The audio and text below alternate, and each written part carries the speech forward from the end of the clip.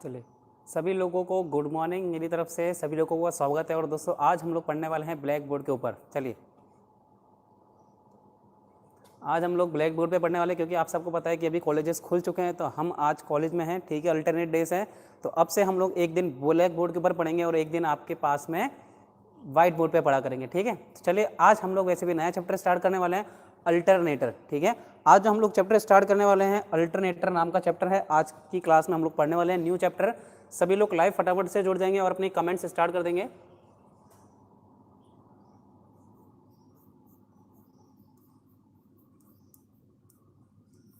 चलिए, आज जो हमें चैप्टर स्टार्ट करना है उसका नाम क्या है? अल्टरनेटर।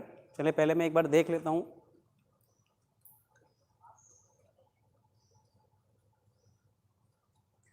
क्या सा सभी लोगों को विजिबल है? ठीक है, हाँ, तो सबको अच्छे से विजिबल है। थोड़ा सा हम इसे और ऊपर कर लेते हैं।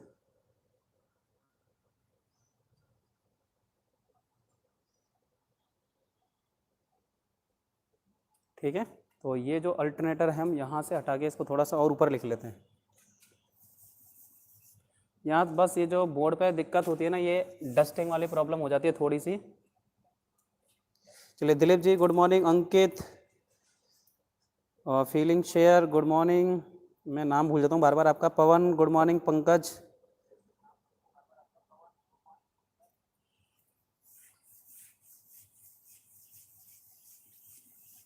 कोई बात नहीं, थोड़ी सी प्रॉब्लम आएगी बट हम उस प्रॉब्लम का सामना करेंगे और अच्छे से पढ़ना है हमें तो बस।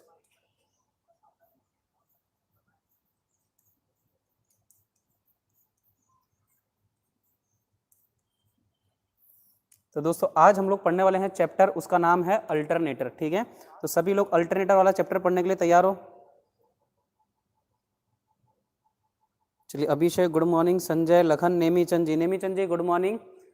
अच्छा, वो आज आप आ गए। आज हमारा नया चैप्टर स्टार्ट हो रहा है। चलिए, अभी कमेंट्स को रोकते हैं थोड़ी देर, ठीक है ना। कमेंट्स अभी मैं नहीं देख पाऊंगा रेगुलरली, क्योंकि यहाँ एक दूसरे मोबाइल के अंदर यहाँ थोड़ा कॉलेज में प्रॉब्लम है, दूसरा मोबाइल लेना पड़ रहा है मुझे।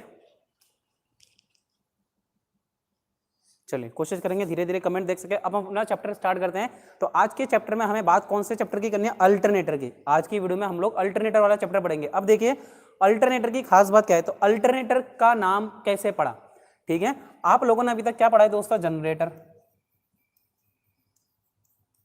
सभी लोगों ने जनरेटर पढ़ा है। अब जनरेटर क्या पैदा करता है? मैं यहाँ पे एसी या डीसी जनरेटर की बात नहीं कर रहा हूँ, जनरेटर। अब नॉर्मली जनरेटर क्या पैदा करता है? एसी सप्लाई पैदा करता है। तो जो जनरेटर एसी सप्लाई पैदा करे उसका नाम हमने क्या दे दिया? अल्टरनेटर, ठीक है।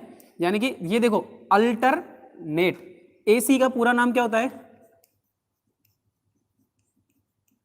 एसी का पूरा नाम होता है अल्टरनेटिंग करंट, ठीक है। तो ये जो अल्टर है ना, अल्टरनेट, यहां से देखो, अल्टरनेट यहां से पूरा बना है हमारा अल्टरनेटर। और टर यानी कि जनरेटर का टर ले लिया, जनरेटर का टर ले लिया और यहां से अल्टरनेट ले लिया, और इस प्रकार नाम पड़ गया अल्टरनेटर। इस प्रकार नाम क्या पड़ गया? अल्टरनेटर।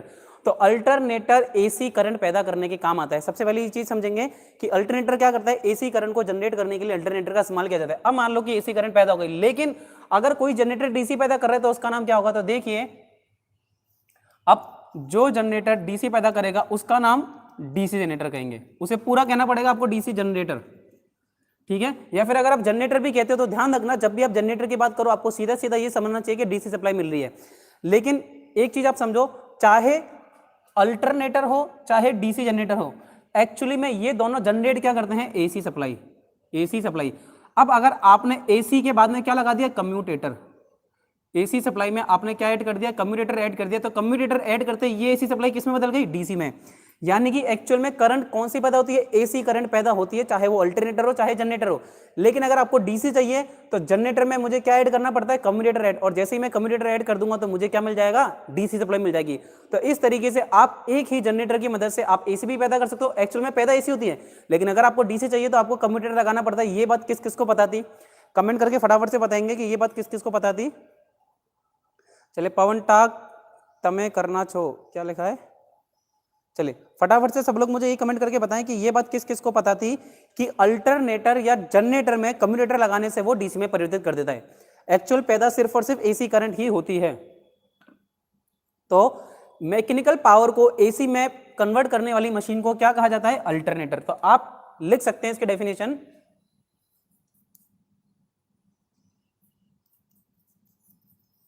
क्या लिखेंगे? यांत्रिक ऊर्जा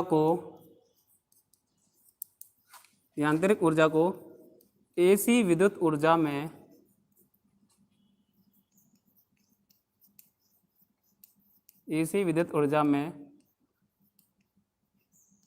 अच्छा, सबको क्लियर दिख रहा है क्या जो मैं लिख रहा हूं? एसी विद्युत ऊर्जा में परिवर्तित करने वाली युक्ति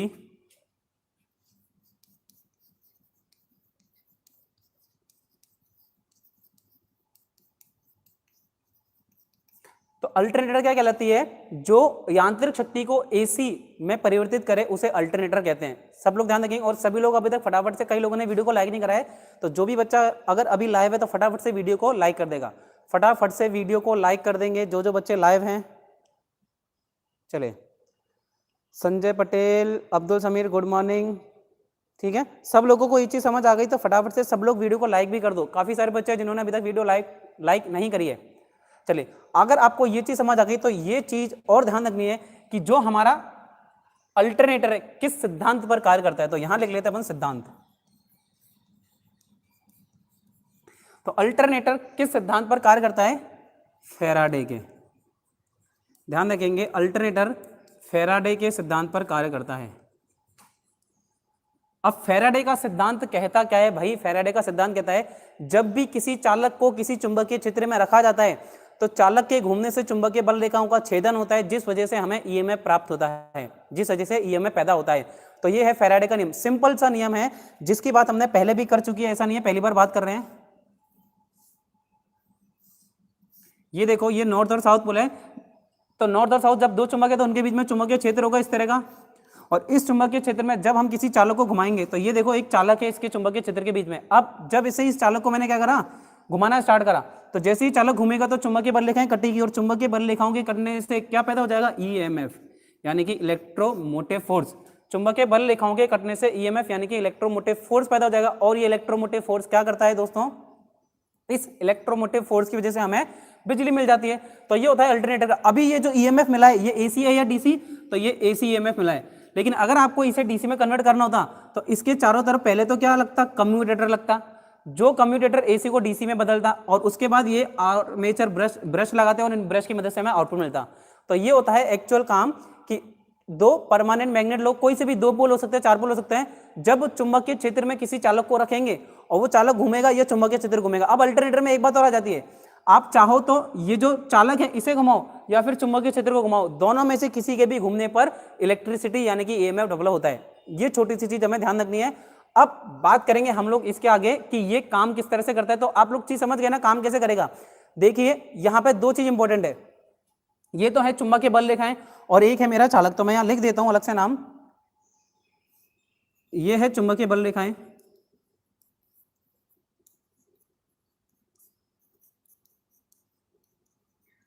चुंबकीय बल रेखाएं, और ये है आपका चालक। तो दोस्तों आप एक चीज ध्यान रखो, बिजली पैदा करने के लिए सिर्फ और सिर्फ एक चीज जरूरी है, या तो चुंबकीय बल रेखाएं यानी कि चुंबकीय फ्लक्स घूमे या फिर चालक घूमे। दोनों में से एक ही चीज का घूमना आवश्यक है। अगर दोनों चीज घूमेगी तब काम नहीं बनेगा। तो वो दोनों जब एक दूसरे के सापेक्ष घूमती रहेगी तो वो काटेंगे नहीं। तो दोनों में से नहीं, सिर्फ एक, या तो चुंबकीय क्षेत्र घूमे या फिर मेरा चालक घूमे, तभी बिजली पैदा होगी। ये चीज आपको समझनी है। ये चीज समझ में आ गया? तो बस यही इसका प्रिंसिपल है, यही इसकी वर्किंग है कि चुंबकीय क्षेत्र में जब कोई चालक या चुंबकीय बल रेखाएं घूमती है तो उससे चुंबकीय फ्लक्स करता है और चुंबकीय फ्लक्स के करने से ईएमएफ पैदा होता है फैराडे के विद्युत चुंबकीय प्रेरण के सिद्धांत के अनुसार। इतना सा हो गया आपका प्रिंसिपल किस चीज का? अल्टरनेटर का। ये आपका खत्म हो गया अल्टरनेटर का प्रिंसिपल, और अल्टरनेटर की वर्किंग भी यही खत्म है। ठीक है, अपने को अल्टरनेटर में ज्यादा डीप में जाना ही नहीं है। ऐसा नहीं कि अल्टरनेटर के अंदर बहुत ज्यादा डीप में जाना है। अब इतनी सारी चीजें जिस बच्चे के समझ आ गई वो एक बार कमेंट करके बता दें कि यस सर ये चीज तो समझ आ गई। स्टार्टिंग में हमें सिर्फ ये चीज समझनी है और इसके बाद आगे की चीजें समझनी है कि जनरेटर में जब एसी पैदा करते हैं तो उसे अल्टरनेटर कहा जाता है। जनरेटर में जब एसी आती है तब अल्टरनेटर कहते हैं उसे, और जब जनरेटर डीसी दे तो उसे डीसी जनरेटर कहा जाता है। लेकिन डीसी किस तरह से मिलेगी? डीसी कब मिलेगी? तो जब आप लोग जनरेटर में कम्यूटेटर लगा दोगे। जैसे ही आपने जनरेटर में कम्यूटेटर लगा दिया तो वो हमें डीसी प्रोवाइड करा देगा। फिर इसकी डेफिनेशन अल्टरनेटर की यांत्रिक ऊर्जा को एसी विद्युत ऊर्जा में परिवर्तित करने वाली युक्ति अल्टरनेटर कहलाती है। अल्टरनेटर किसके सिद्धांत पर कार्य करती है? फैराडे के विद्युत चुंबकीय प्रेरण के सिद्धांत पर कार्य करती है। अल्टरनेटर किस सिद्धांत पर कार्य करता है? विद्युत चुंबकीय प्रेरण के सिद्धांत के अनुसार काम करता है। मेरे सेमन आ गई, अच्छा समझ आ गया। चलिए रेणुका रंजन जी, गुड मॉर्निंग रेणुका जी, कैसे हैं आप? चलिए तो ये चीज क्या सभी लोगों को आपको समझ आ गई? ये जो टॉपिक है ठीक है, इसके नोट्स आप लोग बना लेंगे। ये जो आपको चीजें समझ आई तो आप लोगों को इसके नोट्स भी बनाने हैं, ठीक है। चलिए अभी काफी सारे बच्चे ऐसे भी हैं जो ऑलरेडी पास कर चुके हैं, तो उनको मैं बताना चाहता हूं, जैसे कि रेणुका जी और काफी बच्चे हैं, दिलीप जी भी हो शायद, मुझे लगता है। दोस्तों अब आपके टाइम पे क्या आ गया, आप आईटीआई कंप्लीट हो चुकी है। अब काफी बच्चे ये सोचेंगे कि यार इस टाइम पे हमारे पास नौकरी नहीं है तो क्या करा जाए। तो पहली चीज आपको क्या समझनी है कि आपको आगे करना क्या है। आगे आपको पढ़ाई करनी है या वही गवर्नमेंट जॉब करनी है, प्राइवेट जॉब करनी है। अब अगर आप आईटीआई के थ्रू गवर्नमेंट जॉब लगाना बहुत आसान है, लेकिन हमें पढ़ाई करनी पड़ेगी। अगर आप अभी थोड़े से एफर्ट दोगे तो बहुत अच्छी पोस्ट पे आप जा सकते हो, ठीक है। करना क्या है दोस्तों, आप लोगों को चाहो तो आप लोग प्राइवेट मतलब किसी भी कॉलेज से डिप्लोमा कर लो। कई ऐसे कॉलेजेस हैं आईटीआई वाले बच्चे जो कह दे कि सर हमें जॉब पे करते हैं, तो आप लोग कॉलेज ना जाओ, सिर्फ एग्जाम देने जाओ, आपका डिप्लोमा भी कंप्लीट हो जाएगा। लेकिन एग्जाम देना पड़ेगा बकायदा। दूसरी चीज आप लोग क्या कर सकते हैं, गवर्नमेंट जॉब की तैयारी स्टार्ट कर दो। जैसे कि देखो आने वाले 2 सालों में, मैं बात नहीं कर रहा कि 2022 कंफर्म नहीं कह सकता, लेकिन 23 में डेफिनेटली आपका लोगो पायलट टेक्नीशियन की वैकेंसी आने वाली है। तो तब तक आप लोग अपनी तैयारी पूरी रखें। अब आपको करना क्या है, टेक्निकल स्ट्रॉन्ग करना है। साथ ही साथ राजस्थान जी के लगातार कोई भी यूट्यूब चैनल पकड़ो, उस पर से करंट अफेयर डेली पढ़ना चालू कर दो। प्रीवियस जो इंडिया की जीके है, पॉलिटी है, ये सब पढ़ना स्टार्ट कर दो। रीजनिंग मैथ्स का एक चैनल पकड़ लो, और रीजनिंग मैथ्स मतलब मैं कहता हूँ कोई भी चैनल पकड़ लो जो आपको मन करे। एक चैनल पढ़ के देखो, समझ आए तो उससे पढ़ो, अदरवाइज दूसरे चैनल से पढ़ो, या फिर स्टार्टिंग में एक चैनल से पूरा सिलेबस खत्म कर लो। एक बार सिलेबस खत्म हो जाए फिर आप दोबारा प्रैक्टिस करते रहो, तो कहीं पे जाए बिना आप घर पे तैयारी कर सकते हो। अब बात करते हैं टेक्निकल की।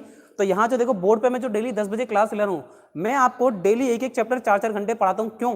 ताकि आपको डिटेल में पढ़ा सकूँ। एक एक पॉइंट मैं यहाँ पे ज्यादा कुछ लिखाता नहीं हूँ, ऐसी बात नहीं है सब नहीं लिखाता हूँ, बट ज्यादा नहीं लिखाता। बट आपको जो मैं बोलता हूँ वो सारा कुछ कॉपी में नोट करना है, और वो आपके नोट्स इस तरह से अच्छे तैयार हो जाएंगे कि आप लोग उससे कोई भी एग्जाम फाइट कर सकते हो। यकीन मानो अगर आप मेरे नोट्स का इस्तेमाल करें तो आप दुनिया का कोई भी आईटीआई से रिलेटेड एग्जाम क्वालिफाई कर सकते हो बहुत ज्यादा अच्छे नंबर से, ठीक है। क्वालिफाई मीन्स बहुत ज्यादा अच्छे नंबर से। लेकिन अब आपको क्या करना पड़ेगा, थोड़ा बहुत पढ़ना पड़ेगा, और वही मेहनत हम लोगों से नहीं होती है। तो ये थोड़ी सी मेहनत अगर आप लोग करना सीख जाएं और अगर आप लोग करने लग जाएंगे तो देखिए बहुत ज्यादा अच्छा काम हो जाएगा, बट मेहनत थोड़ी सी करनी पड़ेगी।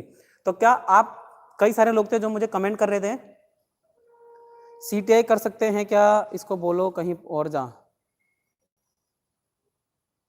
कोई बात नहीं पंकज, ऐसे हेटर्स भी होने चाहिए, कम से कम वो अपना अंगूठा दे के अटेंडेंस लगा के तो जाता है, कोई बात नहीं। अब आप ये समझो कि सीटीआई भी कर सकते हैं, बिल्कुल सीटीआई में आप चाहो तो एडमिशन ले सकते हो। तो हाँ सीटीआई होगी, उसके बाद आप एक्सपीरियंस ले लेना। सीटीआई भी करने वाले स्टूडेंट कर सकते हैं, सीटीआई का एग्जाम होगा, तो चाहो तो सीटीआई भी कर सकते हो, कोई बड़ी बात नहीं है, ठीक है। सीटीआई भी कर सकते हैं, बहुत अच्छा ऑप्शन है। बट अगर गवर्नमेंट कॉलेज से हो तो ये अच्छा है, ठीक है। गवर्नमेंट प्राइवेट ऐसा कोई ज़्यादा फर्क तो आता नहीं है, लेकिन गवर्नमेंट कॉलेज रहेगा तो ज़्यादा अच्छा रहेगा। अब एक और फॉर्मूला जो हमें ध्यान रखना है, अल्टरनेटर की कार्यप्रणाली से संबंधित है, कि अल्टरनेटर में जो ईएमएफ पैदा होता है, अल्टरनेटर में जो ईएमएफ पैदा होता है उसका फॉर्मूला क्या होता है। तो हम यहाँ पे छोटा सा साइड में लिख लेंगे कि अल्टरनेटर का जो ईएमएफ है वो होता है E is equal to B L V sine theta, ठीक है। अब इसके अंदर अलग अलग है, बी क्या होगा, चुंबकीय फ्लक्स घनत्व। बी हमेशा चुंबकीय फ्लक्स घनत्व होता है,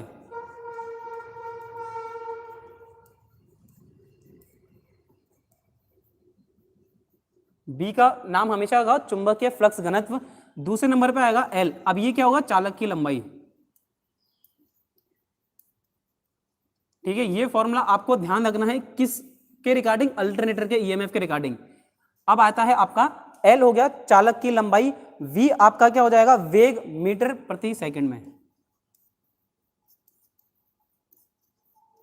ठीक है। और दूसरा हो गया साइन थीटा, ये एक एंगल है, ठीक है। ये क्या है, एंगल है।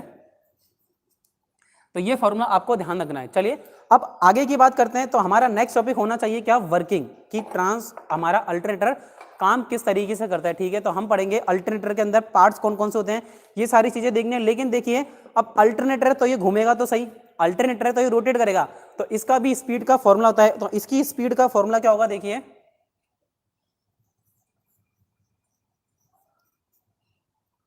इसके लिए स्पीड का एक फॉर्मूला दिया गया स्पेसिफाई, थोड़ा सा हम इसको दूर लिख लेते हैं।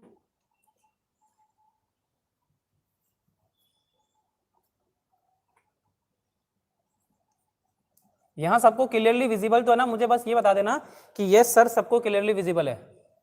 फॉर्मूला क्या होगा 120f/p। तो अब देखो f क्या है, फ्रीक्वेंसी है, फ्रीक्वेंसी यानी कि आवृत्ति, और p क्या है, नंबर ऑफ पोल, p क्या है आपके नंबर ऑफ पोल है। क्या ये टॉपिक सबको क्लियर है? ये मैंने पहले ही फॉर्मूला आपको पढ़ा दिया था कि ns = 120f/p होता है, ठीक है। ये किसके बराबर है, ns के। अब अगर आपको फ्रीक्वेंसी निकाल सकते हो, पोल निकाल सकते हो, जो आपकी मर्जी हो वो आप इस फॉर्मूले के थ्रू निकाल सकते हैं। Sanjay sir ITI SCVT electrician secondary 2018-20 का मेडी प्रेडेस का एग्जाम कब होंगे? ये पता नहीं संजय जी आपने क्या लगा मेडी प्रेडेस, में समझा नहीं क्या कहना चाह रहे हो आप, बताइए स्पेसिफाई करके। अच्छा, जिन भी बच्चों ने पहली बात तो वीडियो लाइक नहीं करी, अभी भी कई बच्चे ऐसे हैं, तो फटाफट से आप लोग बेल आइकन पे क्लिक करके वीडियो को लाइक कर दो। चलिए अब देखते हैं नेक्स्ट चीज कि अल्टरनेटर में स्पीड आपकी हो गई, तो आपको देखिए नॉर्मल अगर मैं फॉर्मूला कुछ भी आ सकता है, ठीक है, उसके अकॉर्डिंग आपको फ्रीक्वेंसी निकालनी होती है। लेकिन अब बात करते हैं इसकी कंस्ट्रक्शन की, यानी कि संरचना की। तो अब पढ़ते हैं हम लोग, अगला टॉपिक पढ़ेंगे संरचना का, ठीक है। तो अल्टरनेटर के अंदर संरचना में सबसे मेन चीज पहले आती है स्टेटर, रोटर और बॉडी, तीन चीजें होती है, एक्साइटर भी आता है, ठीक है। तो सबसे पहले हम लोग क्या पढ़ेंगे, अल्टरनेटर की बॉडी के बारे में। अल्टरनेटर की बॉडी के बारे में पढ़ेंगे। अब बॉडी वही देखिए, एक गोल सा स्ट्रक्चर होता है, ठीक है, एक गोल सा स्ट्रक्चर होता है। तो इस गोल स्ट्रक्चर को ही क्या कहा जाता है, बॉडी। बॉडी किसे कहा जाता है, इस गोल स्ट्रक्चर को बॉडी कहा जाता है, ठीक है। यानी कि मशीन का जो बाहरी भाग है जिसके अंदर सारी चीजें फिट रहती है उसे बॉडी कहा जाता है, फ्रेम कहते हैं। बना किसका होता है, ये कास्ट आयरन का, ठीक है। ज्यादा महंगा नहीं बनाना क्योंकि ये भारी होता है, तो ये कास्ट आयरन का बना होता है। सबसे इंपॉर्टेंट चीज आपसे ये चीज पूछी जा सकती है कि बताइए अल्टरनेटर का फ्रेम या फिर योक किस चीज का बना होता है। तो इसे बॉडी को क्या कहते हैं, एक और नाम क्या कह सकते हैं, इसको फ्रेम भी कहा जाता है, बॉडी को फ्रेम भी कहा जा सकता है। तो ठीक है, ये कास्ट आयरन का बना होता है। इसके काम क्या है, तो पहला काम क्या है, मशीन को सुरक्षित रखना।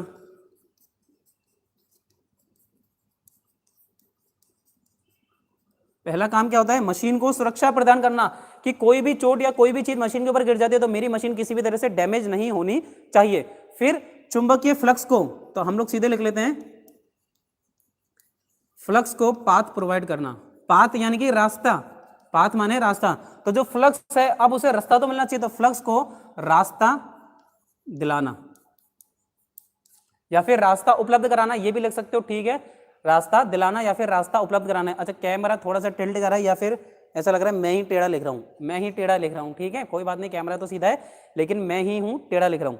अब बॉडी के ऊपर कई सारी चीज लगी होती है, जैसे कि टर्मिनल बॉक्स और आई बोल्ट। आई बोल्ट आप लोगों को पता है क्या, कमेंट करके बताओ कौन कौन सा स्टूडेंट है जिसे पता है आई बोल्ट क्या होता है। आई बोल्ट एक हुक होता है जो कि मोटर के ऊपर लगा रहता है, जिसकी मदद से हम लोग मोटर को आसानी से उठा सकते हैं, ठीक है, आसानी से उठा सकते हैं। तो ये हो गया योक। अब इस योक के बाद हमें क्या पढ़ना है दोस्तों, इस योक के बाद हमारा नेक्स्ट टॉपिक आएगा स्टेटर, ठीक है। इस योग के बाद नेक्स्ट हमारे को पढ़ना है स्टेटर। तो स्पीड का फॉर्मूला सबको ध्यान है, speed is equal to 120f/p। अब चाहे तो मैं f निकाल लूं, p निकाल लूं, तीन क्वांटिटी अननोन है, ns f और p, तीन। अब इनमें से कोई भी दो देके तीसरी चीज हम लोग बता सकते हैं। और ईएमएफ का फॉर्मूला BLV, यानी कि देखो अब मैंने आपको डायग्राम बनाया था, अब उस डायग्राम के अंदर कितना फ्लक्स है तो वो B हो गया, टोटल फ्लक्स। अब उस फ्लक्स में जो चालक काटेगा फ्लक्स, तो उसकी लंबाई कितनी है, वो कितने वेग से घूमेगा और कितने एंगल पे घूमेगा, इस सब पे निर्भर करता है टोटल जनरेटेड ईएमएफ। तो ठीक है, ये चीज आप लोगों को क्लियर होनी चाहिए।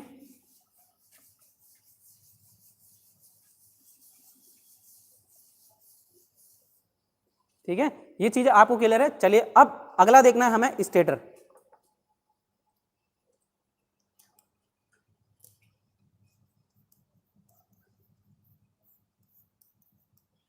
स्टेटर, अब खास बात क्या है कि देखो अभी तक आपने अल्टरनेट 3 फेज इंडक्शन मोटर पढ़ लिया, सिंगल फेज इंडक्शन मोटर पढ़ लिया, डीसी मोटर पढ़ लिया, डीसी जनरेटर पढ़ लिया था। वहां आपने आर्मेचर क्या था, घूमने वाला हिस्सा, घूमने वाले हिस्से का नाम आर्मेचर होता था, और स्टेटर या फील्ड वाइंडिंग वो स्टेशनरी होते थे। लेकिन यहां पे देखिए स्टेटर की बात करूं तो यह स्थायी होता है, सॉरी स्थायी तो नहीं लिखेंगे हम लोग, लिखेंगे स्थिर। यह स्थिर होता है, यानी कि भाई जो घूमने वाला हिस्सा नहीं है वो हो गया स्टेटर। लेकिन जो मैं चीज ध्यान रखने की, क्या ये स्थिर तो होता है लेकिन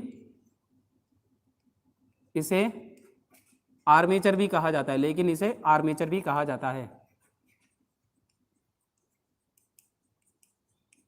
तो अब अगर आपसे एग्जाम में कंफ्यूज कैसे करेगा, आपसे पूछेगा बताइए अल्टरनेटर के अंदर कौन सी चीज स्थिर रहती है, तो अल्टरनेटर के अंदर कौन सी चीज स्थिर रहेगी, आर्मेचर।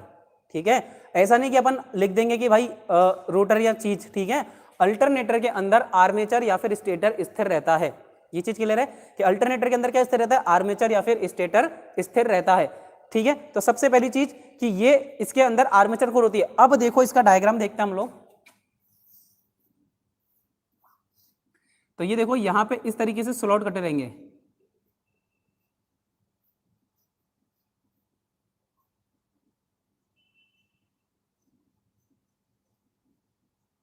देखो अब इन स्लॉटों के अंदर तो ये क्या है आपके आर्मेचर स्लॉट। तो यहां पे आर्मेचर के ऊपर खांचे कटे रहते हैं, कोर होती है, और इन कोर की इंटरनल स्ट्रक्चर पर स्लॉट बनाए जाते हैं। तो ये आर्मेचर है, इसके इंटरनल यानी कि योक के इंटरनल स्ट्रक्चर पर स्लॉट कटे रहते हैं और इन स्लॉटों के अंदर मुझे वाइंडिंग स्थापित करनी होती है।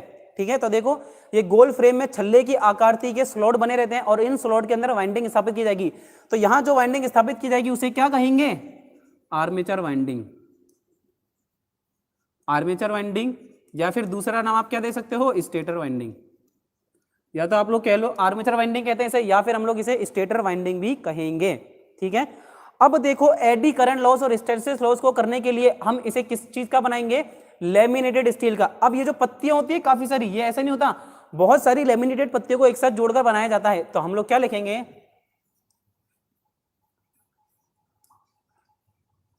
एडी करंट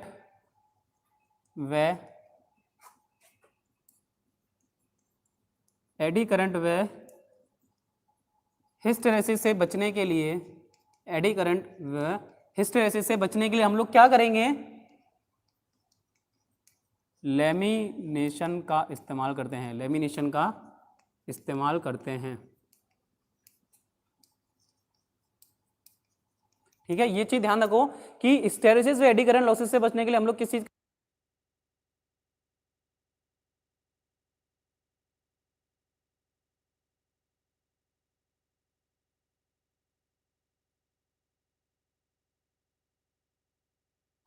तो एडी करंट व हिस्टैरिसीस लॉस से बचने के लिए क्या करा जाएगा, लेमिनेशन कर दो। ये जो पत्तियां बनाई जाती है ना, पतली पतली पत्तियों की आपको पता है, बस इसको लेमिनेशन कर दो, आपका काम हो गया। हम एडी करंट और हिस्टैरिसीस लॉस, ध्यान रखना खत्म बिल्कुल नहीं होते, कभी भी ध्यान रखना। आयरन लॉस, ये एडी करंट और हिस्टैरिसीस लॉस आयरन लॉस के अंदर आते हैं, तो ये कभी भी खत्म नहीं हो गया। हाँ, लेकिन इन्हें कम जरूर किया जा सकता है, इन्हें कम जरूर किया जा सकता है। ठीक है, और स्टेटर में कूलिंग प्रदान करने के लिए पत्तियों में डक्ट बनाए जाते हैं। एक और चीज ध्यान रखेंगे, स्टेटर है आपका, अब गर्म होगा, तो स्टेटर में कूलिंग के लिए, स्टेटर है उसमें कूलिंग के लिए क्या बनाए जाएंगे, डक्ट बनाए जाते हैं। तो ये चीज भी लिखनी है, स्टेटर में कूलिंग के लिए डक्ट बनाए जाते हैं। आपसे पूछ लेगा बताइए अल्टरनेटर के स्टेटर या आर्मेचर में कूलिंग किस प्रकार प्रोवाइड की जाती है, तो डक्ट बना दिए जाते हैं। इधर से डक्ट है, वहां से क्या है, थोड़ी बहुत हवा पास होती रहती है, जिस वजह से प्रॉपर कूलिंग उसे मिलती रहती है। अब स्टेटर तीन तरह का होगा, ओपन, क्लोज और सेमी क्लोज। तो देख लें टाइप्स क्या है स्टेटर के, देखिए ओपन स्लॉट, जैसा कि आपने डीसी मोटर में पढ़ा था। ठीक है, ओपन स्लॉट ये तो पहला टाइप हो गया। दूसरा टाइप क्या हो गया, क्लोज स्लॉट, और तीसरा हो गया सेमी ओपन या सेमी क्लोज, कुछ भी कह सकते हैं, लेकिन हम ज्यादातर नाम क्या देते हैं, semi close switch, semi close slot. अब ये तीनों क्या होते हैं, इसके लिए आप डीसी मोटर वाला चैप्टर देखो हमारा, वहां पे आपको एक एक चीज अच्छे से समझ आ जाएगी। मैंने वहां पे क्लियरली सब कुछ अच्छे से समझाया हुआ है।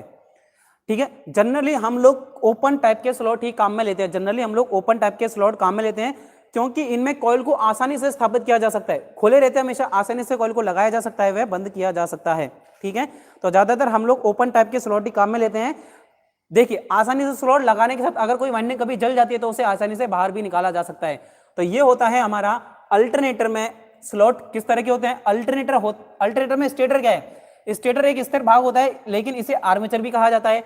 एडी करंट व हिस्टैरिसीस लॉस से बचने के लिए ये इसके जो बाइंडिंग जो कोर है उसे लेमिनेटेड बनाया जाता है। साथ ही साथ देखो ये इसका स्ट्रक्चर हो गया, इस तरह से होता है। इसमें आर्मेचर स्लॉट बनाए जाते हैं और स्लॉट के अंदर डक्ट बनाए जाते हैं ताकि इसके अंदर प्रॉपर कूलिंग प्रोवाइड की जा सके, प्रॉपर कूलिंग प्रोवाइड की जा सके। चलिए जब तक 1-2 मिनट हम कमेंट्स पढ़ लेते हैं आप लोगों के। थोड़ा सा मोबाइल दूर रखा हुआ है चार्जिंग की वजह से।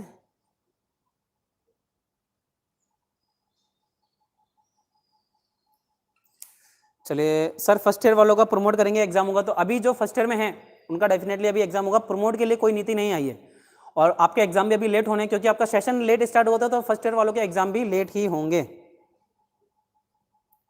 Dilip Sen sir, government apprentice कब निकलेगी? देखिए आपको इसके लिए चेक करते रहना पड़ेगा टाइम टू टाइम पे गवर्नमेंट की अप्रेंटिसशिप निकली। अभी जैसे रेलवे की अप्रेंटिसशिप निकली हुई है तो आप भर सकते हैं। मध्य प्रदेश का सर जी, अच्छा संजय पटेल क्या कह रहे हैं मध्य प्रदेश का, आप समझ नहीं पा रहा, आपने पुरानी कमेंट डिलीट कर दी है।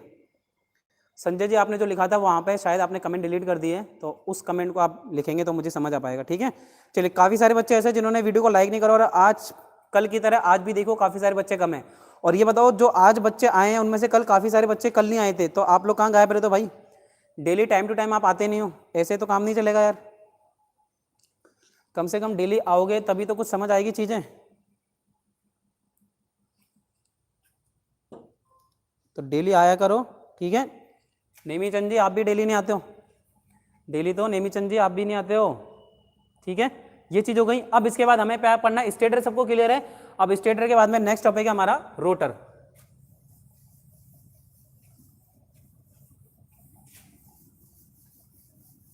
स्टेटर के बाद में, अच्छा अब रोटर के बारे में क्या चीज ध्यान रखते हैं कि रोटर घूमने वाला हिस्सा होता है।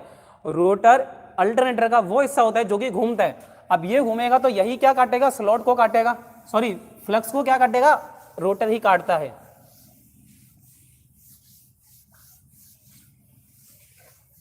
फ्लक्स को काटने का काम कौन करेगा? रोटर फ्लक्स को काटने का काम करता है और इसी के अंदर रोटर के अंदर बाइंडिंग भी स्थापित की जाती है। तो मैं ये कह सकता हूं कि रोटर अल्टरनेटर का एक गतिमान घटक होता है जो कि लगातार घूमता रहता है, लगातार घूमता रहता है। अब क्या होता है कि इसका जो स्वयं का चुंबकीय क्षेत्र है वो और जो फ्लक्स है उसके प्रति क्षेत्र यानी कि उसके कटने के कारण बिजली यानी कि ईएमएफ पैदा होता है। इसकी वजह से ईएमएफ पैदा होता है, ठीक है। तो प्रतिछेदन के फलस्वरूप छेदन के फलस्वरूप क्या होता है? रोटर चारों ओर घूमता है और चारों ओर घूमेगा तभी तो टॉर्क पैदा होगा। क्योंकि देखो जैसे आप अल्टरनेटर को घुमाएंगे तो चुंबकीय क्षेत्र है स्टेटर का चुंबकीय क्षेत्र है। अब जैसे ही रोटर में सप्लाई आ जाएगी, रोटर एक बार घूमना स्टार्ट कर देगा तो वो स्वयं का भी चुंबकीय क्षेत्र पैदा करेगा और इन दोनों के आपस में चुंबकीय क्षेत्र की वजह से ही क्या होता है?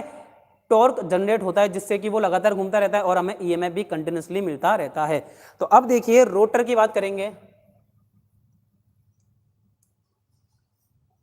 अब हमें बात करनी है रोटर की। तो रोटर दोस्तों होते हैं दो तरह के, तो सैलिएंट पोल और सिलेंड्रिकल। तो सबसे पहले हम देखेंगे salient pole rotor.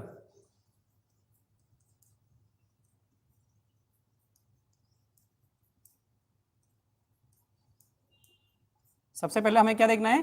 Salient pole rotor. अब सैलिएंट पोल रोटर में क्या खास बात देखनी है, ठीक है। इसका पहले छोटा सा मैं एक डायग्राम बना लेता हूं जिससे कि हमें चीजें समझ आ सके। ज्यादा बड़ा डायग्राम नहीं बनाएंगे क्योंकि ज्यादा बड़ा डायग्राम तो हमसे बनाया भी नहीं जाएगा।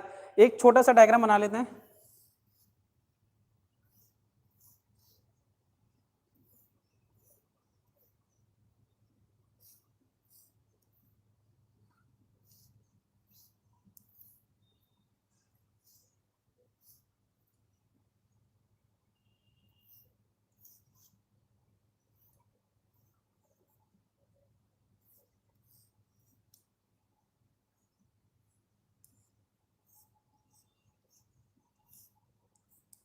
ठीक है, ये हमारा बन गया क्या? रोटर का सैलिएंट पोल टाइप बन गया, सैलिएंट पोल रोटर बन गया। अब यहां देख लेते हैं, ये हो गया आपका नॉर्थ पोल, तो ये हो गया हमारा साउथ पोल। फिर ये साउथ हो गया तो ये नॉर्थ हो गया, ये साउथ हो गया और ये नॉर्थ हो गया और ये अगेन नॉर्थ हो गया और ये साउथ हो गया। ठीक है, इस तरीके से आपने इसका स्ट्रक्चर बना लिया। वैसे तो अपन क्या करते हैं कि इन दो को तो रहने ही दो, ठीक है, और ये समझ लेना ये फिल करा हुआ है, इन दोनों को रहने दो। 6 पोल बनाते हैं अपन, 6 पोल बनाते हैं, 3 फेज है अल्टरनेटर, तो अपन ने 6 पोल ड्रॉ कर दिए। अब काम कैसे करेगा और इसके अंदर खास बात क्या होती है? सबसे पहली चीज हमें अब पॉइंट लिखना स्टार्ट करना पड़ेगा। ये मध्यम व निम्न गति के लिए प्रयोग होते हैं। मध्यम व निम्न गति के लिए प्रयोग होते हैं। यही वो पॉइंट लिखा रहा हूं मैं आपको जो आपके एग्जाम में पूछे जाते हैं। ये मध्यम व निम्न गति के लिए जो घूमते हैं अल्टरनेटर, वहां पे आप लोग सैलेंट पोल टाइप का इस्तेमाल करोगे, वहां पे हम लोग सैलेंट पोल टाइप का इस्तेमाल करेंगे। और इसे बनाने के लिए स्टील स्टैंपिंग का प्रयोग करते हैं। इसे बनाने के लिए क्या करेंगे, ये छोटे छोटे पॉइंट ही तुम्हारे एग्जाम में आएंगे। इसे बनाने के लिए स्टील स्टैंपिंग का प्रयोग करेंगे, स्टील स्टैंपिंग का प्रयोग। तो ये लिख लेना, प्रयोग करेंगे, ठीक है। यानी कि सैलेंट पोल टाइप को बनाने के लिए स्टील स्टैंपिंग का प्रयोग किया जाता है। इसमें फील्ड कॉइल, अब देखो फील्ड कॉइल बांधने के लिए क्या इसमें प्रॉपर स्थान है कि नहीं है? फील्ड कॉइल के लिए इसमें प्रॉपर स्थान होता है, बराबर आसानी से फील्ड कॉइल इसमें स्थापित की जाती है। तो एक चीज और ध्यान रखेंगे, फील्ड कॉइल के लिए पर्याप्त स्थान, फील्ड कॉइल के लिए पर्याप्त स्थान इसके अंदर उपलब्ध रहता है, ठीक है। साथ ही साथ अब पर्याप्त स्थान के साथ ऊष्मा को निकलने के लिए डक्टिंग है। डक्टिंग के बीच में गैप बहुत अच्छा है, तो आसानी से इसके माध्यम से ऊष्मा बाहर निकल जाती है। भाई मोटर घूमेगी तो मोटर गर्म होगी, और गर्म होगी तो हीट होगी, हीट को बाहर निकालने के लिए भी इसमें आसानी से व्यवस्था होती है। ये चीज समझ गए? सबसे इंपॉर्टेंट चीज जो आपको पूछी जाती है कि इस रोटर की अक्षीय लंबाई उसके व्यास की अपेक्षा कम होती है, तो ये लिखते हैं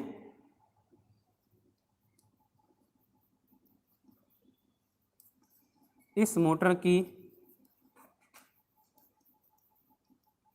अक्षीय लंबाई,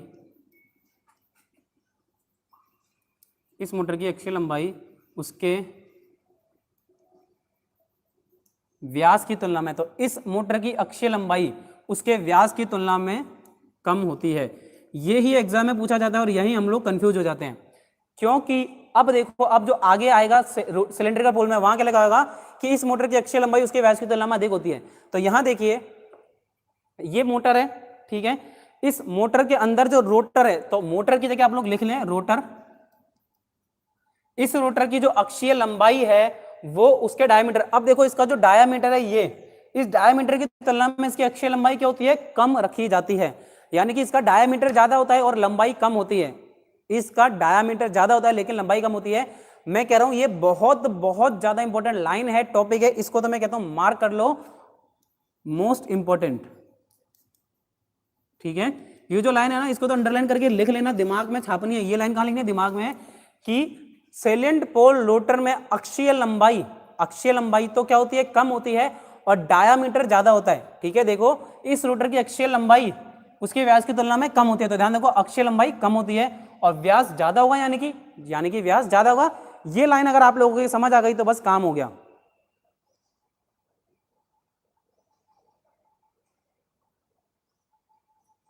ठीक है, अब देखो ये मध्यम व निम्न गति के लिए काम में लिए जा रहे हैं, तो इनका पोल अधिक सुदृढ़ नहीं होता है, यानी कि इसमें पोल की मजबूती ज्यादा नहीं होती।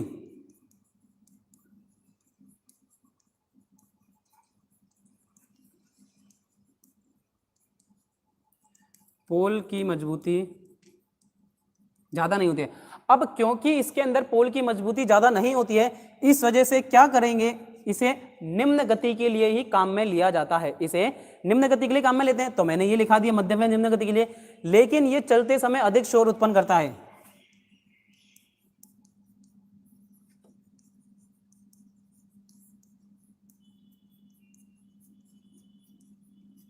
तो ये चलते समय अधिक शोर उत्पन्न करता है। तो अब आप बताओ मुझे कि आपको सैलिएंट पोल रोटर के बारे में ये सारे पॉइंट्स क्लियर है या नहीं, सैलिएंट पोल रोटर के बारे में ये सारे पॉइंट क्लियर है या नहीं।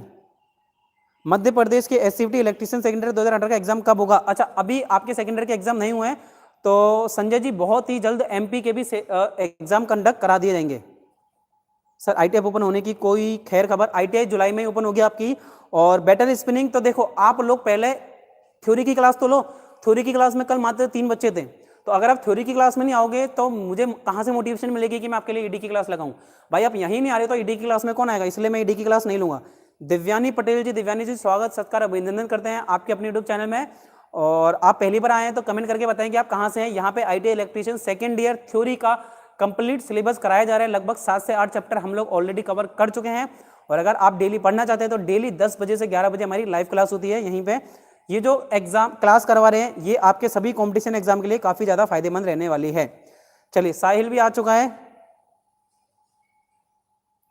हाँ, बैक वालों के जो एग्जाम होने वाले हैं अब वो रेगुलर वालों के साथ ही होंगे डेफिनेटली। जो बच्चे बैक में अटक चुके हैं तो अब उनका एक साल पूरा खराब होना लाजमी है। ठीक है, आप लोगों ने ध्यान नहीं दिया, पढ़ाई नहीं करी। लास्ट ईयर भी जब हमने सेकेंड ईयर का सिलेबस कंप्लीट कराया था तब मैंने मोस्ट इंपोर्टेंट क्वेश्चन कराए थे। आप मान के चलो अभी भी कमेंट जाके पढ़ लेना, हर बच्चे का कमेंट यही कि सर आपने जो पढ़ाया वहीं से आया पूरा पेपर। जो जो क्वेश्चन मैंने, वो 500 क्वेश्चन की PDF आई थी निम्मी की तरफ से, एक एक क्वेश्चन को मैंने सोल्व कराया था और मान लो उसी में से एक एक क्वेश्चन आया है। तो अब आप लोगों की गलती की, अगर आप लोग पढ़ के नहीं गए थे तो बस आप लोगों का नुकसान हो गया। ठीक है भाई, नुकसान किसका हुआ? हम लोगों का हुआ, जो हम लोग अच्छे से पढ़ के नहीं गए थे। भाई ड्राइंग में बैक है आपके, अच्छा ड्राइंग में बैक है तो देखिए अभी यहाँ पे ज्यादा बच्चे हैं नहीं तो मैं क्लास लगाऊं, बट पिछले साल प्लेलिस्ट में जाके आप चेक कर सकते हैं, काफी सारी क्लास तो मैंने ली थी तो वहां से आप पढ़ सकते हैं। बल्कि ऑलमोस्ट सिलेबस कंप्लीट है, पीछे की तरफ जाओ, सिलेबस चेक करो, वहां पे आपको सारा कुछ मिल जाएगा। ठीक है, प्ले लिस्ट में जाओ तो सर सेकेंडरी का एग्जाम कब होगा? माया जी अभी सेकेंडरी के एग्जाम की कोई अपडेट नहीं है। ठीक है कि कब होगा अभी आपको पता है, लॉकडाउन के हालात चल रहे हैं। बट मान के चलो, मुझे लगता है कि 15-16 जून के बाद ITI के जो बच्चे रह गए हैं उनके एग्जाम दोबारा स्टार्ट कर दी जाएंगे। ठीक है, क्योंकि अभी हालात ठीक है, सब कुछ नॉर्मल चल रहा है। तो आपके पेपर देखिए, आधे से ज्यादा बच्चों का पेपर हो गया तो बाकी बच्चों का भी पेपर होगा, प्रमोट नहीं करेंगे। क्योंकि आधे बच्चों का एग्जाम हो गया तो ऐसा नहीं कि आधे बच्चों को प्रमोट करेंगे आधे बच्चों का एग्जाम लेंगे, ऐसा नहीं होगा।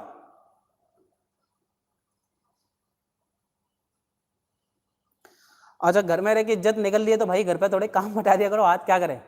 अब वो दिन भर मोबाइल में लग रहे थे तो घर वाले टोकते हैं कि दिन भर मोबाइल में लग रहे थे हो, वो चीज़ तो कॉमन है, कोई बात नहीं, थोड़ा बहुत सेंड करो। सर जी सर आपका ही क्लास से ऑल क्वेश्चन था। हाँ बिल्कुल, देखिए रेणुका जी बता रही हैं कि जो जो मैंने क्वेश्चन कराए थे डेफिनेटली उसमें से एक भी क्वेश्चन बाहर नहीं गया था।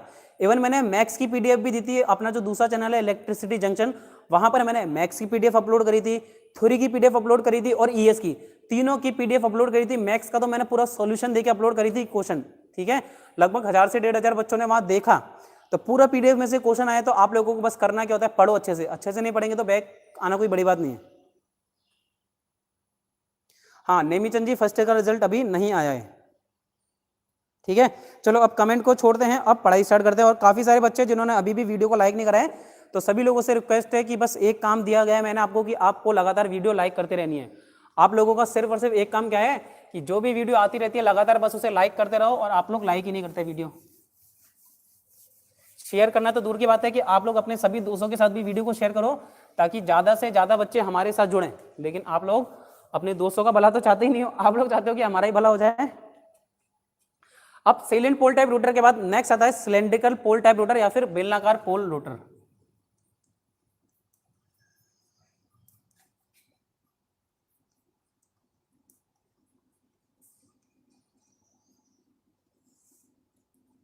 चले, काफी दिनों बाद ITI में आए हैं तो ऐसे ITI की हालत हो रही है ना बिल्कुल वीरान। ठीक है, गंदगी बहुत ज्यादा हो रखी है अभी, तो उसी गंदगी में के बीच में आपको पढ़ाया जा रहा है। ठीक है, तो थोड़ा सा प्रेस करो। अभी देखो काफी सारे बच्चे लाइव आ चुके हैं बट कमेंट लाइक नहीं आ रहे। अच्छा, क्लास देखनी है क्या सब लोगों को? देखो ये रही, यहाँ देखो वर्कशॉप, ये रही वर्कशॉप। ठीक है, सब लोग वर्कशॉप देख लो, ये हमारे कॉलेज की वर्कशॉप है ऐसी। ठीक है, और यहाँ देखो गंदगी, कबूतर की पोटी पड़ी है, धूल मिट्टी बहुत ज़्यादा है। ठीक है, आगे मजा सबको अपनी अपनी क्लास देख के। ठीक है, क्लास देख ली भाई, करवा ली बेइज्जती अपनी सब लोगों को दिखा के, या यूट्यूब पे सब लोगों ने आपकी क्लास देख ली, पता पड़ गया कि कितनी गंदगी है क्लास में। ठीक है, फटाफट से चलो वीडियो को लाइक भी करवा लो। बेलनाकार पोल रोटर, अब बेलनाकार पोल रोटर किस तरीके से होता है, डायग्राम ड्रॉ करेंगे भाई। सबसे पहले चीज क्या है, हमें डायग्राम ड्रॉ करना है। तो ये हो गया इसका डायग्राम ड्रॉ। अब डायग्राम ड्रॉ करने के बाद में इसमें थोड़े से स्लॉट करते हैं, वो स्लॉट काट लेते हैं हम लोग।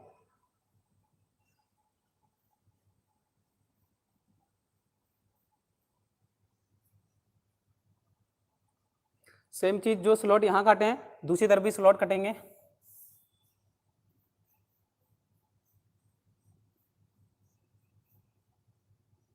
ठीक है, यहां स्लॉट काट दिया आपने।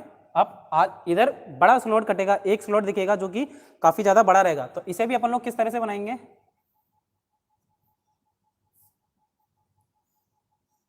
ठीक है, इस तरह से बना दिए।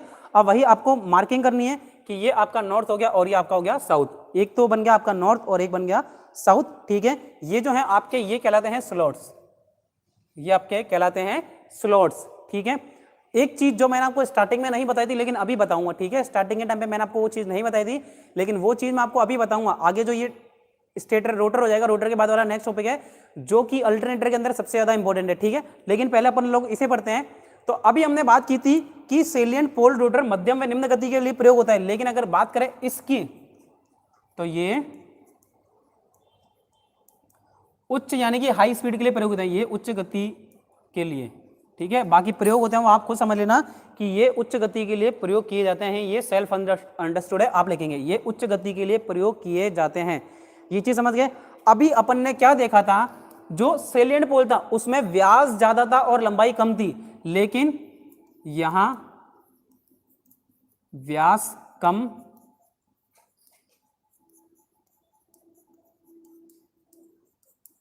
तथा लंबाई ज्यादा होती है, ठीक है, व्यास कम तथा लंबाई अधिक होती है। तो देख लो यहां पे ये जो डायामीटर है इसके अंदर से शाफ्ट निकली रहती है, इसकी लंबाई अधिक होती है, ठीक है, लंबाई अधिक होती है तथा डायामीटर कम होता है। अब ये बनाया किसका जाता है, ठोस स्टील का,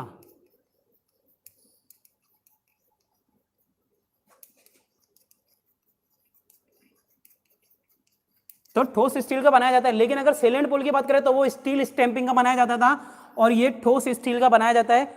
बहुत सारी चीजें ध्यान रखो, एकदम ठोस रहता है ये, देखो ये इसका अगर आप डायग्राम की बात करोगे ये एकदम ठोस क्या होता है आपका आर्मेचर होता है और ये यहां से इसकी शाफ्ट निकली रहती है, ठोस होता है एकदम, ठीक है।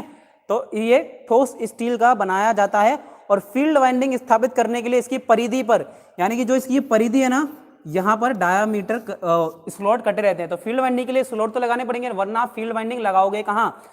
चलिए ये देखो थोड़ा सा बोर्ड लग रहा होगा लेकिन बहुत इंपॉर्टेंट चीज है, समझ में आनी चाहिए कि अल्टरनेटर का जो रोटर है वो बेलनाकार होता है, कैसा, उच्च गति के लिए काम आता है, पूछेगा बताओ उच्च गति के लिए कौन सा रोटर काम आता है, सिलिंडर टाइप, बेलनाकार, दोनों इनमें से कोई नहीं था, आप क्या टिक करोगे, बेलनाकार।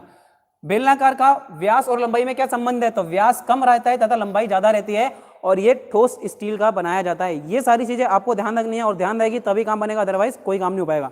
तो इसकी घूर्णन गति कितनी होती है, जो घूमता है उसकी गति कितनी होती है, 1500 से 3000 आरपीएम, 1500 से 3000 आरपीएम पर इसकी गति रखी जाती है। बात करें इसका आउटपुट 50,000 से लेकर 2000 किलोवाट तक होता है,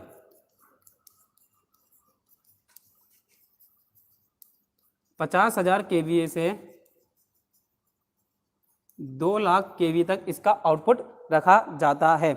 इसका उपयोग स्टीम टरबाइन अल्टरनेटर तथा टर्बो अल्टरनेटर में, तो इसका उपयोग स्टीम टरबाइन अल्टरनेटर, ये बहुत ज्यादा इंपॉर्टेंट लाइन है, स्टीम टरबाइन में जो अल्टरनेटर होते हैं तथा टर्बो अल्टरनेटर तथा टर्बो अल्टरनेटर में ये उपयोग में लिए जाते हैं। तो क्या ये सब लोगों को क्लियर है कि कहां कहां काम आता है, स्टीम टरबाइन अल्टरनेटर में वे टर्बो अल्टरनेटर में काम आते हैं। तो ये हो गया सेलियंट पोल और सिलेंड्रिकल पोल, सेलियन और सिलेंड्रिकल पोल ये यहां आपका खत्म होता है। अभी बताओ कमेंट करके चीज समझ आई कि नहीं आई। अब एक और चीज है जो इसके अंतर, तो देखो सेलियंट पोल अल्टरनेटर के अंदर एयर गैप बराबर रहता है, लेकिन यहां एयर गैप दिख रहा है क्या, तो सेलियंट पोल में एयर गैप बहुत अधिक होता है लेकिन सिलेंड्रिकल पोल में एयर गैप नहीं होता है, ठीक है, एक समान नहीं होता है। बात करें तो इसकी किसकी, देखिए सेलियंट पोल में व्यास अधिक था, लंबाई कम थी, लेकिन सिलेंड्रिकल में व्यास कम तथा लंबाई ज्यादा रखी जाती है। फिर बात करें सेलियंट पोल, अब देखो वो पत्तियों का बना होता था तो वो अपेक्षाकृत यांत्रिक रूप से कमजोर होता है, लेकिन ये एक ठोस बना हुआ है, देखो ठोस स्टील का बना है तो इसके अंदर मजबूती अधिक होती है। अब देखिए कहां पे सेलियंट पोल में डैंपिंग वाइंडिंग की उपयोग किया जाता है, लेकिन यहां पे किसी भी तरह से, क्योंकि ये ठोस है, यहां पे डैंपिंग वाइंडिंग यानी कि सिलेंड्रिकल पोल में डैंपिंग वाइंडिंग की आवश्यकता नहीं होती है। सेलियंट पोल कहां पे प्रयोग किया जाता है, स्टीम टरबाइन, आईसी इंजन इत्यादि, वाटर टरबाइन में, ध्यान रखेंगे। सेलियंट पोल कहां पे प्रयोग हो रहा था, वहां पर ने लिखा नहीं था वाटर टरबाइन और आईसी इंजन में। सेलिएंट पोल वाटर टरबाइन और आईसी इंजन में काम में आता है, जबकि बात करें बेलनाकार पोल की तो ये स्टीम टरबाइन तथा टर्बो अल्टरनेटर में काम में आता है। तो ये थे इसके अंतर जो कि हमें पढ़ना बहुत ज्यादा जरूरी था। ठीक है, ये होगा इसके अंतर। अब सबसे इंपॉर्टेंट चीज जो हमें पढ़नी है वो है एक्साइटर। ठीक है, लास्ट टॉपिक है, देखिए जितनी जल्दी कवर हो जाएगा उतनी जल्दी आपकी क्लास को फ्री कर दिया जाएगा। तो ये बता दो मुझे कमेंट करके, साथ ही साथ कमेंट भी पढ़ लेते हैं।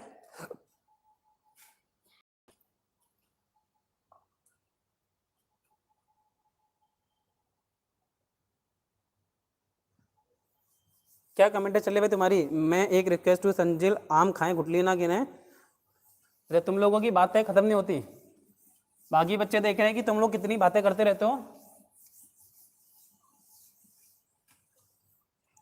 अरे बाकी बच्चे अगर इंस्टा हो रहे तो बता दो मुझे कमेंट करके। ये समीर, साहिल, तंजिल,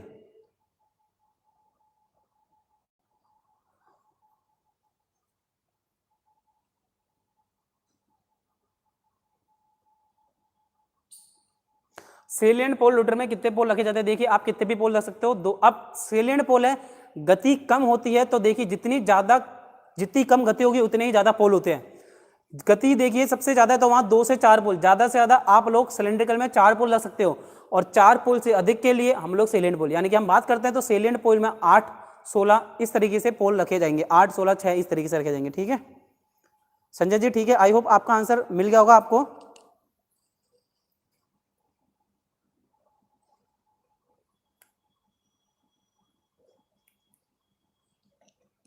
ठीक है, आपको आपका आंसर मिल गया होगा। क्लियर है सब लोगों को? चलो अब लास्ट टॉपिक है, उसे भी कवर कर लेते हैं।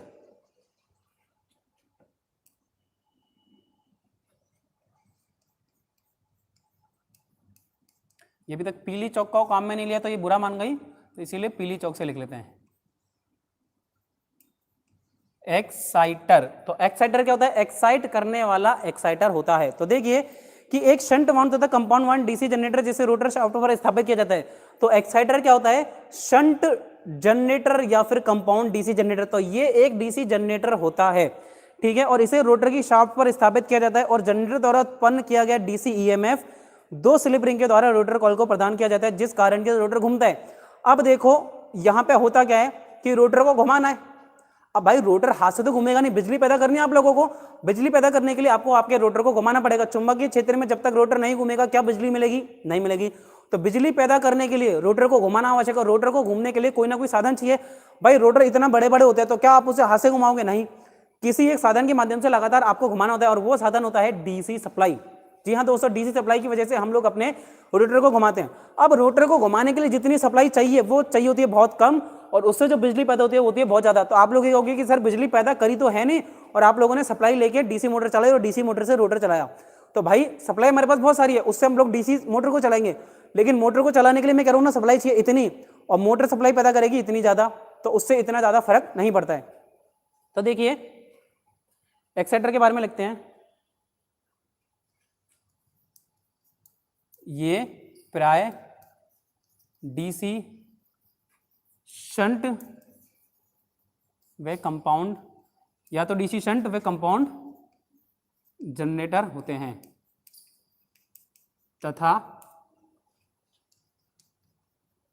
तथा रोटर की शाफ्ट से जुड़े रहते हैं।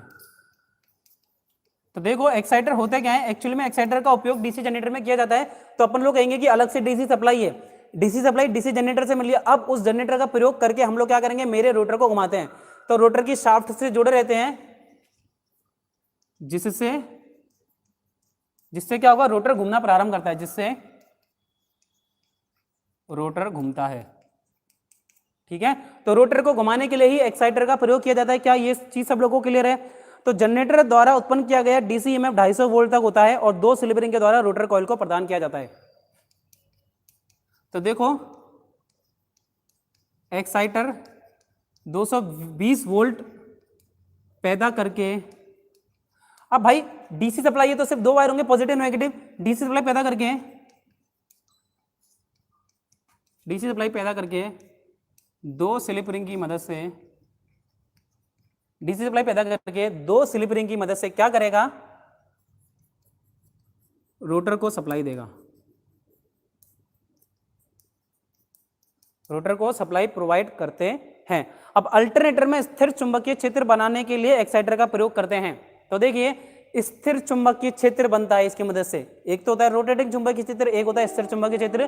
तो अल्टरनेट एक्साइटर के द्वारा स्थिर चुंबकीय क्षेत्र बनाया जाता है। बहुत मोस्ट इंपोर्टेंट लाइन लिख लो,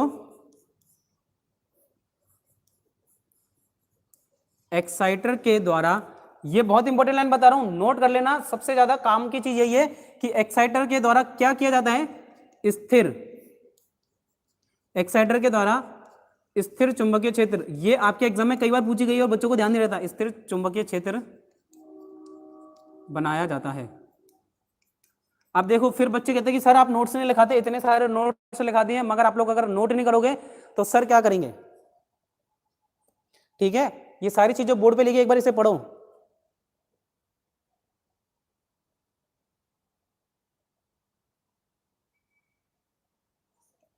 अब देखो कि मैंने क्या करा, सबसे पहले डीसी मोटर है या DC generator, sorry DC motor है, DC shunt wet compound generator है। अब इसको क्या करते हैं, अल्टरनेटर के रोटर को घुमाने के लिए इसका प्रयोग करेंगे। तो डीसी शंट जनरेटर या एक्साइटर भी घूमता है और डीसी सप्लाई प्रदान करेंगे। तो प्राइम मूवर से पहले अपन लोग उसे चलाएंगे, जब अल्टरनेटर एक बार अल्टरनेटर घूमेगा, जनरेटर घूम के बिजली पैदा करेगा, वो बिजली जो डीसी सप्लाई है, तो एक्साइटर क्या देता है, डीसी सप्लाई। एक्साइटर क्या देता है, सबसे इंपॉर्टेंट चीज डीसी सप्लाई प्रोवाइड करता है। और ये डीसी सप्लाई डायरेक्टली किसे प्रोवाइड की जाती है, रोटर को प्रोवाइड की जाती है। देखो रोटर की शाफ्ट से जुड़ा रहता है, रोटर को प्रोवाइड की जाती है। अब एक्साइटेशन को कम ज्यादा करने के लिए रेगुलेटर की व्यवस्था होती है। एक्साइटेशन को कम व ज्यादा करने के लिए, एक्साइटेशन को कम व ज्यादा करने के लिए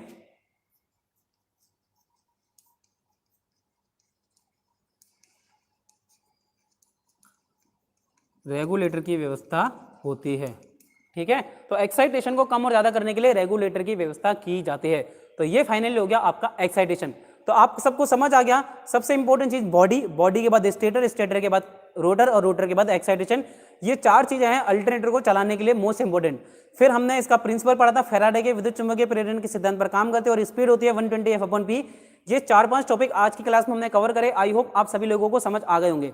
समझ नहीं आए तो क्लास को दोबारा देखेंगे, प्रीवियस क्लासेस है उनको भी देखें। देखो DC motor, DC generator, 3 phase induction motor, single phase induction motor, ये 4 चैप्टर आपके मोटर में कंप्लीट हो चुके हैं। ये 5वां है अल्टरनेटर और इसके बाद सिंक्रोनस मोटर, तो 6 चैप्टर मोटर के कंप्लीट हो जाएंगे। तो मोटर आपकी खत्म होने वाली है और अगर आप लोग अभी तक रिवीजन नहीं कर रहे हो तो काम नहीं चलेगा। पाकी गंगवार जी, गुड मॉर्निंग पाकी जी, स्वागत है आपका। काफी दिनों बाद पाकी जी आप आए। पाकी जी काफी दिनों बाद क्लास में आए आप। चलिए सर, मुझे थ्योरी में 85 मार्क्स है, WCS पे 45, फिर भी मुझे ड्राइंग में फेल कर दिया, अब क्या कर सकते हैं भाई, गलती से हो गया क्या। चलिए, तो आज की क्लास सब लोगों को कैसी लगी पहले तो कमेंट करके बता दो। क्या आप सभी को सारी चीजें समझ आई? ठीक है, क्लियर है सब लोगों को, वेरी गुड। अब आपको करना क्या है दोस्तों, ज्यादा से ज्यादा देखो ये जो वीडियोस देखते हो शेयर करा करो अपने दोस्तों के साथ, जितने भी गवर्नमेंट जॉब की वीडियो आते हैं। और इसी के साथ मेरा दूसरा चैनल है इलेक्ट्रिसिटी जंक्शन के नाम से, एक और हमारा यूट्यूब चैनल किस नाम से है,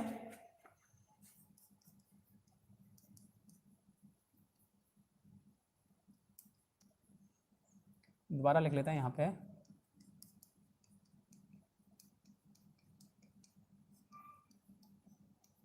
इलेक्ट्रिसिटी जंक्शन के नाम से यूट्यूब चैनल है।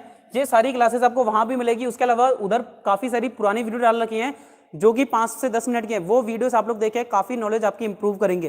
ठीक है, इसके अलावा एक और यूट्यूब चैनल है अपना अभिषेक चंद रिव्यू के नाम से, जहां पे मैं मूवीज का रिव्यू करता रहता हूं। तो अगर आप लोग देखना चाहते हैं तो उस चैनल को भी विजिट कर सकते हैं। सभी चैनल के लिंक बहुत ही जल्दी मैं डिस्क्रिप्शन में डाल दूंगा। ठीक है, हर वीडियो के डिस्क्रिप्शन में आपको सारे वीडियोस के लिंक मिल जाएंगे, तो आप हर चैनल पर जरूर विजिट किया कीजिए। चलो कोई बात नहीं, गलती से इधर उधर हो जाते हो। तो आज की क्लास में आई होप आप सभी लोगों को अच्छी लगी होगी। आप सभी लोग आए, दिल से धन्यवाद। अभी भी जिस बच्चे ने वीडियो को लाइक नहीं करा है, फटाफट से वीडियो को लाइक कर देंगे, शेयर कर देंगे अपने दोस्तों के साथ। देखो आप सभी लोग अपने अपने दोस्तों के साथ भी वीडियो को शेयर करा करो और उनको बोलो, चाहे आप ITI के एग्जाम की तैयारी करो या फिर कॉम्पिटिशन एग्जाम की तैयारी करो, ये क्लास आप सभी लोगों के लिए बराबर से मददगार साबित होगी। अच्छा, आज ये जो ब्लैक बोर्ड पे पढ़ा सब कुछ क्लियरली विजिबल था, वॉइस सबको बराबर थी ना, किसी को वॉइस में या किसी भी तरह की कोई समस्या तो नहीं हुई? ठीक है, चलिए बाय, मिलते हैं कल सेम टाइम पे 10 बजे अपनी नेक्स्ट क्लास में। अभी आज ब्लैक बोर्ड पे पढ़ाए, एक दिन काले काम कर लिए तो कल व्हाइट बोर्ड पे पढ़ेंगे अपन लोग, ठीक है। चलिए थैंक यू दोस्तों, मिलते हैं अपनी नेक्स्ट क्लास में।